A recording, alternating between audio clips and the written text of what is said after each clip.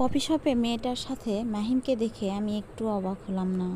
মেয়েটার সাথে যে মাহিমের আগের থেকে সম্পর্ক আছে সেটা আমি জানতাম, কিন্তু এটা জানতাম না যে আমাকে দেখেও বেহায়ার মতো মেয়েটার হাত ধরেই বসে থাকবে মাহিম। তা আমাকে দেখে কিছুটা ইতস্তত বোধ করলেও তারপরে মেয়েটা তার হাত চেপে ধরাতে সে ওখানেই বসে থাকলো। কয়েকদিন আগে গ্রাম থেকে আমার দেবর আসছে, তাই আমি ভাবলাম তাকে একটু ঘোরাতে নিয়ে যাই।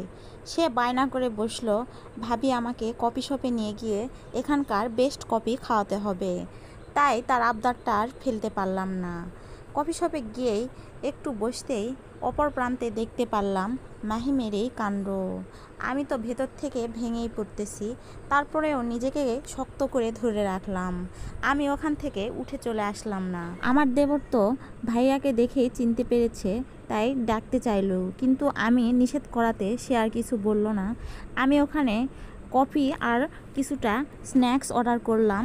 তারপরে আমরা খাওয়া দাওয়া করে ওখান থেকে তাদের সামনে দিয়ে হেঁটে চলে আসলাম।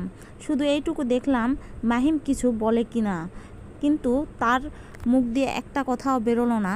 নির্লজ্জের মতো মেয়েটার হাত ধরে সে ঢলাঢলি করছে।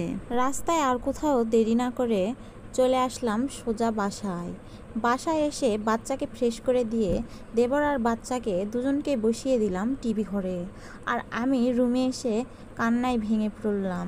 তারপর রাতে যখন মাহিম ঘরে ফিরল, তার মুখে একটুও লাজ লজ্জার ছিটে ফোঁটাও দেখলাম না। আমিও চুপচাপ হয়ে থাকলাম। তাকে রাতের খাবার দিলাম। সবাই মিলে একসাথে খাবার খেয়ে ঘুমাতে যাওয়ার সময় তাকে শুধু একটা কথাই বললাম, তুমি কি আমাকে চাও না ওই মেয়েটাকে চাও? দুজনের মধ্যে তোমাকে একজনকে বেছে নিতে হবে। আমি আর এভাবে সংসার করতে পারবো না। যদি তুমি আমাকে বেছে নাও তাহলে আমি তোমার সংসারে থাকবো, আর যদি না বেছে নাও তাহলে আমি বাবার বাড়ি চলে যাব। মাহিম তার কোনো উত্তর করল না। আমি শুধু চেয়ে রইলাম তার দিকে। আর আমি ভাবলাম, এ মানুষটাকে আমি কি দেখে পছন্দ করেছিলাম। চোখে শুধু ছলছল পানি। আমার আগের দিনগুলো আমার মনে পড়ে যাচ্ছে। নেক্সট পার্ট দেখার জন্য চ্যানেলটি সাবস্ক্রাইব করে পাশেই থাকবেন।